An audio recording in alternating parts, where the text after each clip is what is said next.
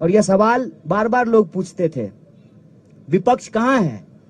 जो लोग देखना चाहते हैं आंख में सूरमा लगा करके देख लें, विपक्ष सड़कों पे खड़ा है। कांग्रेस पार्टी पहले भी लड़ रही थी, लेकिन हमारा मैसेज नहीं पहुंच रहा था लोगों तक। तो पार्टी ने यह तय किया कि हम लोगों तक पहुंचेंगे सीधे, बिना किसी सोशल मीडिया या मीडिया के वो रहे, उनका समर्थन जितना मिलना है वो मिले, लेकिन हम सीधे लोगों तक पहुंचेंगे। जैसे महात्मा गांधी सीधे लोगों तक पहुंचते थे, आज राहुल जी सीधे लोगों तक पहुंचने की कोशिश कर रहे हैं। एक तो ये सवाल आज कोई भी ईमानदारी से समझ सकता है कि कांग्रेस पार्टी एक मजबूत विपक्ष की भूमिका सड़कों पे निभा रही है, और सिर्फ कांग्रेस पार्टी निभा रही है। कई बार यह कंफ्यूजन क्रिएट किया जाता है, यहां तेलंगाना में भी यह कंफ्यूजन है कि बीजेपी से कौन लड़ेगा। अव्वल तो बीजेपी से लड़ने का क्या मतलब है? अगर बीजेपी से लड़ने का मतलब उसकी ही विचारधारा पे चलना है, तो फिर वो कोई लड़ाई नहीं है। उसको कहते हैं हमारे यहाँ कि सूडो बॉक्सिंग हो रहा है। दिन में बॉक्सिंग करेंगे, मीडिया स्टूडियो में बैठ करके बॉक्सिंग करेंगे, और शाम में पैग लड़ाएंगे। तुम तुम्हारा, हम हमारा, इधर का बैग उधर, उधर का बैग इधर। ये कोई लड़ाई नहीं है, विचारधारात्मक लड़ाई होती है।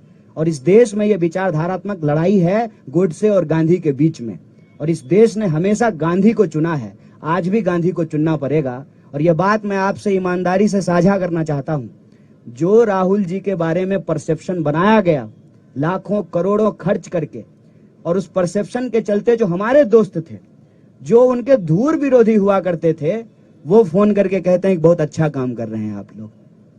ये परसेप्शन इतनी जल्दी बदलनी शुरू हो गई है, इसीलिए सत्ता में बैठे हुए लोगों की खलबलाहट है।